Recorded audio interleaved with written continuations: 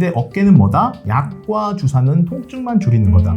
더 중요한 건 뭐다? 운동. 굳으니까. 왜? 굳으면 재발이 너무 많아요.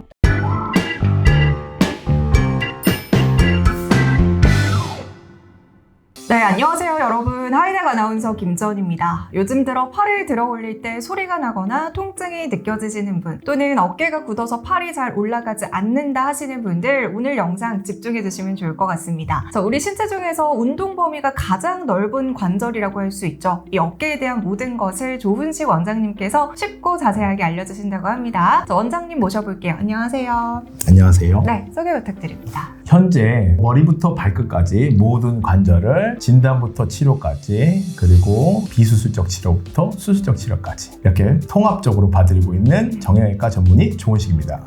반갑습니다.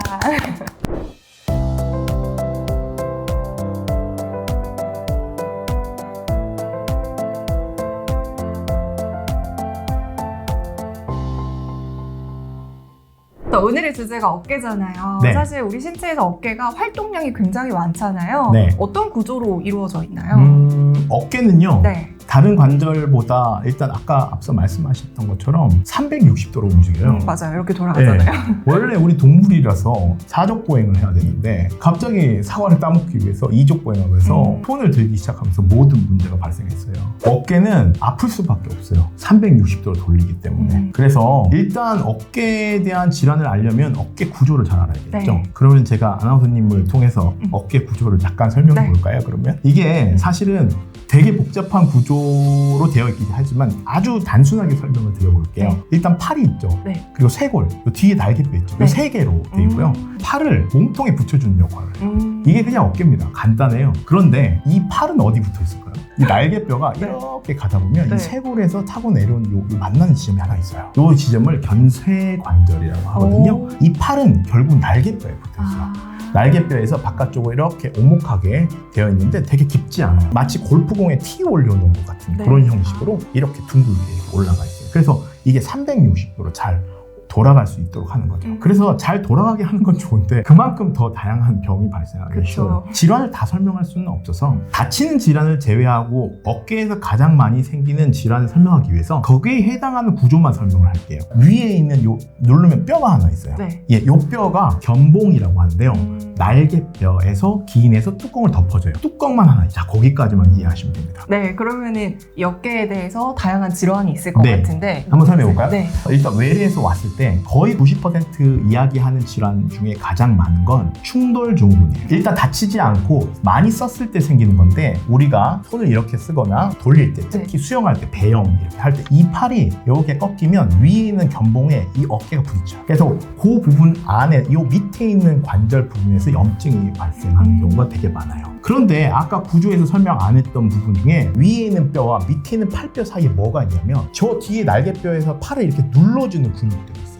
그걸 우리는 회전근개라고 네, 들어봤어요. 그 회전근개가 오늘 이야기의 핵심인데요. 이게 돌리다 보면 위의 뼈와 밑에 뼈가 찡기면서 그 근육을 자꾸 부딪히게 만들어요. 그게 바로 충돌 증후군이고 누구나 다 아파요. 팔을 많이 쓰면. 그 특징이 어떻게 되냐면 이 팔 이쪽 뒤에서부터 이렇게 가로로 밑으로 이렇게 아파요. 잘 때 아픕니다. 그래서 수영을 엄청나게 열심히 막 휘젓고 나면 다음날 아침에 여기가 이렇게 뒤에서부터 앞쪽으로 이렇게 아프실 거예요. 그 이유는 위에 있는 뼈와 밑에 회전근개 사이에 있는 구조물이 계속 부딪히면서 거기서 염증이 발생하는 겁니다. 무조건 생길 수밖에 없어요.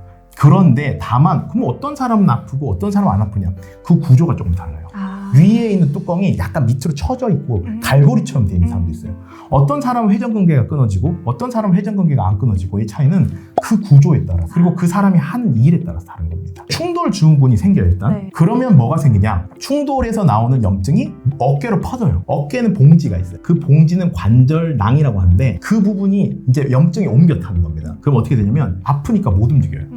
무릎은 안 움직이면 좋아지는데 어깨는 안 움직이면 굳어요. 그 굳는 걸 우리는 50견이라고 불러요. 50대에 가장 많이 생겨서 50견인 거예요. 그 50견은 염증이 퍼져서 굳어버린 거라, 그 굳은 거에서부터 다시 또 염증이 앞쪽으로 퍼지면 이두박근을 타고 내려와요. 자, 이두박근 들어보셨죠? 왜 이두냐면 이 근육에서 머리가 두 개예요. 한 개는 몸통 쪽으로, 한 개는 저 팔 쪽으로 길게 끈이 나가는데 그 끈이 염증이 많이 생겨요. 그래서 쭉 뻗거나 아니면 이렇게 잡아당겨서 돌릴 때 이럴 때 앞쪽에서 통증이 퍼집니다. 그래서 보나마나 팔 아프다고 오면 100의 99는 대부분 충돌 증후군, 어깨 굳어버려서 50견, 그다음에 그게 좀 더 퍼지면 이두박근 건염, 이제 이런 부분들이 어깨에서 통증의 시작이 되는 거죠. 네, 어깨 질환 중에서 아까 50견 막 이런 얘기들 했었잖아요. 근데 보통 50견은 이제 50대 이상부터 많이 네. 발생한다 이렇게 생각을 하는데 실제로도 어깨 질환은 50대 이상부터 많이 발생하는지 그리고 또 남녀 간에도 발병률의 차이가 있는지도 궁금합니다. 50견에 대해서는 이야기할 게 많죠. 보통 제 환자 중에 70대 환자분이 오셔가지고 제가 50견이라고 이야기하면은 아우 내 어깨 50대냐 그래서 엄청 좋아하시는 분들이 네. 있어요. 근데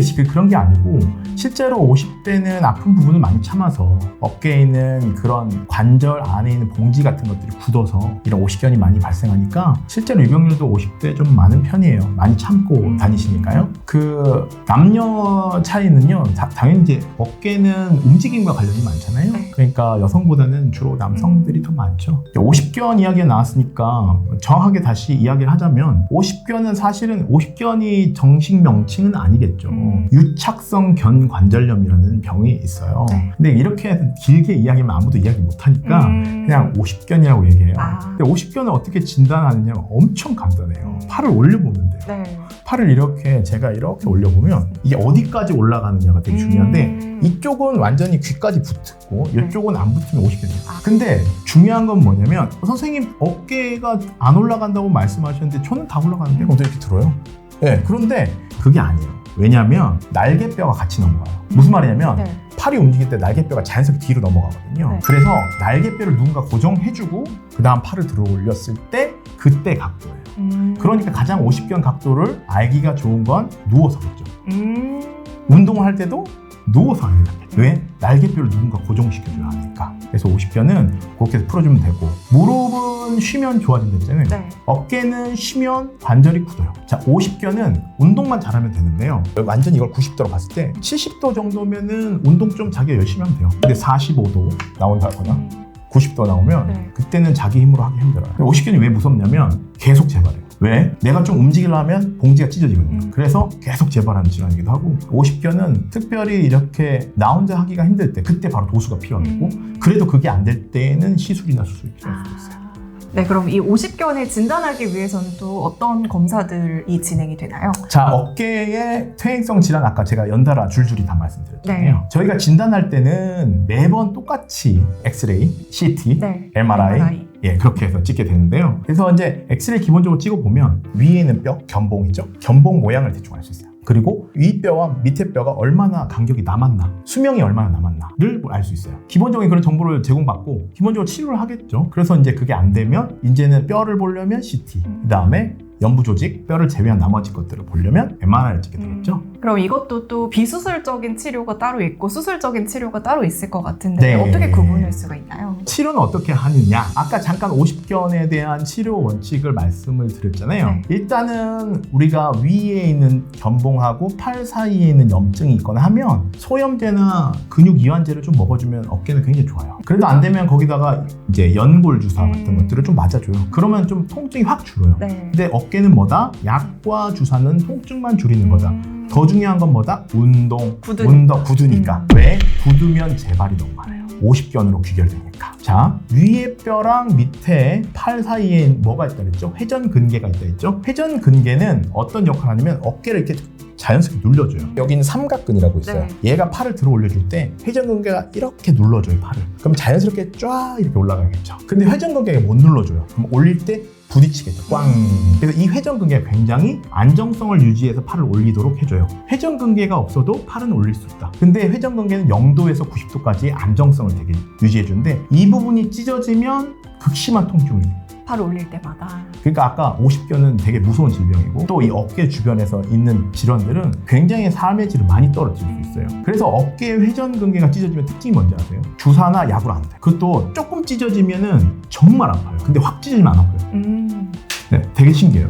그럼 차라리 확 찢어지는 게 낫나요? 차라리 확 찢어지는 게 나을 수도 그래요? 있는데 그러면 수명이 확실히 달죠. 왜? 뼈가 위로 올라가니까요. 눌러줘야 되는데 못 눌러주면 뼈가 위로 가잖아요. 그럼 뼈가 갈려요, 이렇게. 그러면 결국은 우리가 뭐 해야 되냐? 인공관절 해야 되죠. 왜? 팔이 그때는 가만히 있어도 아프니까. 그러면 그때는 통증도 줄이고 팔을 올릴 수 있는 인공 관절을 가게 되는 거죠. 회전근개가 찢어지게 되면 MRI를 보면 나와요. 네. 그래서 그거를 이제 봉합해 주는데 뭐 자세한 거를 다 이야기하면 끝이 없으니까 그거를 봉합해 주는 관절경 수술이 있다.